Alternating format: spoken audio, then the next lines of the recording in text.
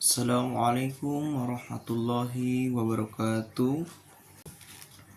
Penjelasan mengenai Isra dan Mi'raj. Di sini perlu kita ketahui bahwasanya peristiwa Isra dan Mi'raj adalah dua peristiwa yang berbeda, bukan dua peristiwa dalam satu masa yang sama, tetapi dua peristiwa dalam dua waktu yang berbeda. Mengapa demikian? Mari kita bahas. Yang pertama, kita ketahui mengenai Mi'raj. Allah Ta'ala telah memberitahukan kepada kita di dalam surah An-Najm. Dan surah An-Najm turun pada tahun kelima kenabian. Sementara surah yang membahas tentang Isra adalah surat Al-Isra atau Bani Israel yang turun pada tahun 11 kenabian. Lalu di sini juga harus diketahui bahwasanya pada tahun kelima kenabian itu ada peristiwa hijrahnya para sahabat Rasulullah SAW ke Habsyah. Dan pada waktu itu ketika Al-Quran diperdengarkan kepada orang-orang kufar Mekah, maka beliau Shallallahu Alaihi Wasallam memperdengarkan surah Najm ini. Lalu kemudian mengenai Isra, terdapat seorang saksi, yakni Ummi Hani. Beliau adalah anak dari paman Rasulullah, Abu Talib. Pada waktu itu Rasulullah SAW sedang berada di rumah Ummi Hani. Jika Hazrat Khadijah radhiyallahu anha dan Abu Talib pada waktu itu masih hidup, maka Rasulullah SAW tidak mungkin berada di rumah Ummi Hani. Oleh karena itu, peristiwa Isra terjadi setelah kewafatan Hazrat Khadijah radhiyallahu anha dan Abu Talib. Lalu kemudian terdapat di dalam hadis-hadis mengenai peristiwa Mi'raj bahwasanya pada peristiwa Mi'raj diberikan perintah sholat 5 waktu. Nah, ini harus diyakini oleh kita semua. Apabila peristiwa Mi'raj dan Isra itu terjadi dalam satu masa yang sama, maka tidak mungkin perintah sholat diberikan kepada Rasulullah SAW pada tahun 11 kenabian. Tetapi yang sebenarnya adalah peristiwa Mi'raj terjadi 2 kali. Yang pertama adalah pada saat awal kenabian. Lalu yang kedua adalah pada tahun kelima kenabian. Mengapa demikian? Karena Mi'raj yang pertama di situ adalah diberikan kepada Rasulullah perintah sholat 5 waktu. Dan Mi'raj yang kedua adalah Mi'raj pada tahun 5 kenabian yang disebutkan di dalam surah An-Najm.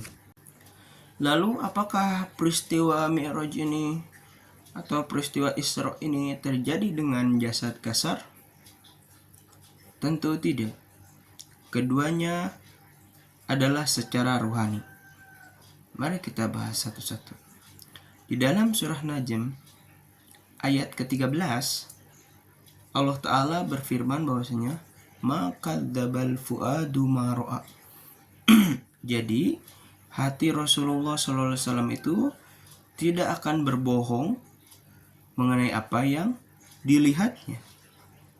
Jika ini peristiwa jasmani, maka harusnya di situ kata-katanya ma kadzdzabal ainu ma ra'a. Ma kadzdzabal ainu ma ra'a. yakni mata Rasulullah tidak pernah berbohong apa yang ia lihat. Tetapi nyatanya di situ adalah mengatakan kata fuadu atau hati. Lalu kemudian yang kedua, terdapat di dalam hadis Bukhari, kitab sholat,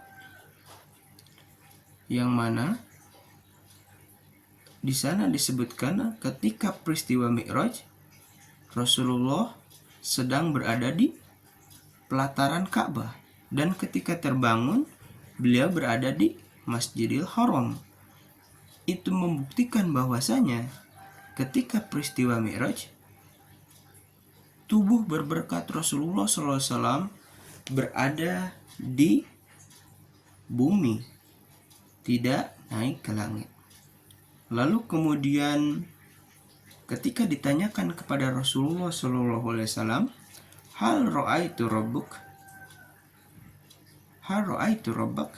Apakah Anda melihat Tuhan kau?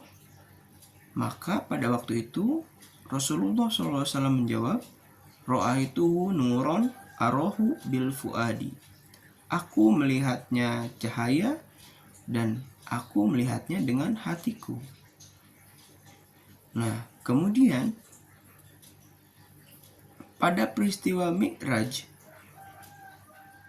ada satu kejadian yang mana malaikat Jibril membelah dada Rasulullah dan mencuci hati beliau dengan air Zam-Zam. Apabila ini terjadi secara jasmani, maka itu hal yang tidak mungkin. Karena ketika dada telah dibelah lalu hati dikeluarkan, maka tidak ada kemungkinan orang itu akan selamat. Tetapi kalau ini secara ruhani, ini bisa saja terjadi.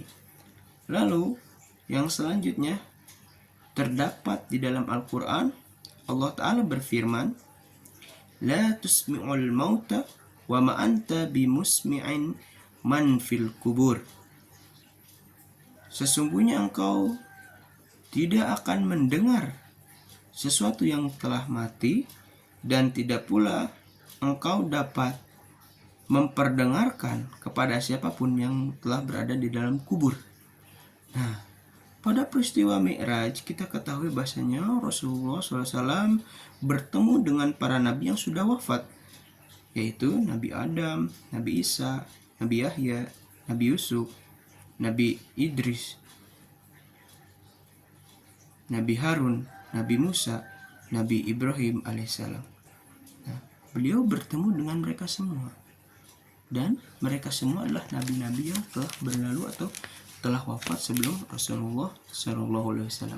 Maka kalau ini peristiwa yang terjadi secara jasmani, maka itu akan bertentangan dengan ayat Al-Quran yang lain, bahwasanya kita ini makhluk yang hidup tidak akan bisa mendengar apa-apa yang.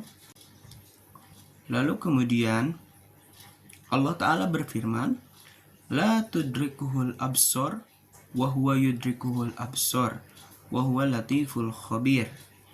Jadi mata manusia ini tidak bisa melihat Allah Ta'ala, akan tetapi Allah Ta'ala bisa melihat segalanya. Oleh karena itu, di sini disebutkan Rasulullah SAW melihat Allah Ta'ala, bahkan jaraknya itu sangat dekat.